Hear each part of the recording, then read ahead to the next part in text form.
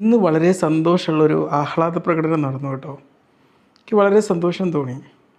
ഒരുപക്ഷെ ഒരു മുഖ്യമന്ത്രിക്ക് കിട്ടുന്ന ശമ്പളത്തെക്കാളും ഒരു പ്രധാനമന്ത്രിക്ക് കിട്ടുന്ന ശമ്പളത്തെക്കാളും ഒരു എം എൽ എക്കോ എം പിക്കോ കിട്ടുന്ന ശമ്പളത്തെക്കാളും വലിയൊരു ശമ്പളം എന്താണെന്നറിയോ? അത് വീട്ടിലെ അമ്മമാർക്ക് ലഭിക്കുന്ന പെൻഷനാണ്.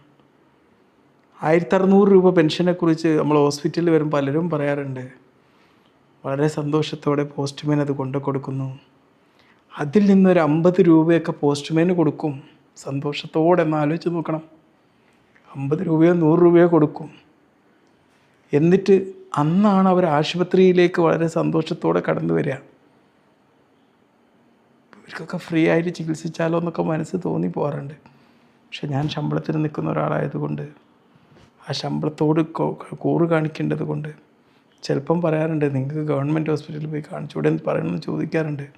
പക്ഷേ അവരെന്തോ ഒരു സന്തോഷത്തോടെ, എന്തോ ഒരു വിലപ്പെട്ട എന്തോ ഒന്ന് കിട്ടുക എന്നുള്ള സന്തോഷത്തോടെയാണ് പ്രൈവറ്റ് ഹോസ്പിറ്റലിലോട്ട് വരുന്നത്.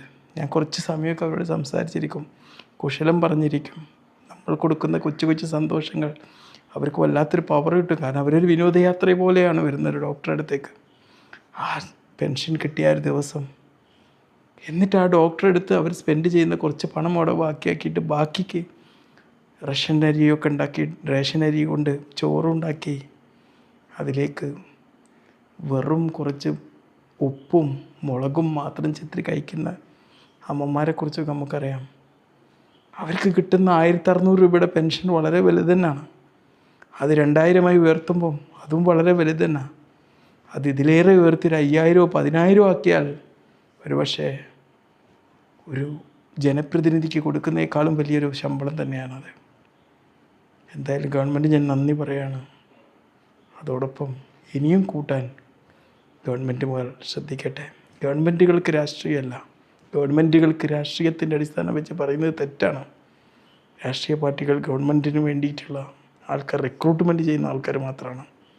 അവരുടെ രാഷ്ട്രീയമല്ല, ഇത് രാഷ്ട്രത്തിൻ്റെ കാര്യമാണ്, നമ്മുടെ ജനങ്ങളുടെ കാര്യമാണ്. ജനം രാജാവാണ്, രാജാക്കന്മാരുടെ കാര്യമാണ്.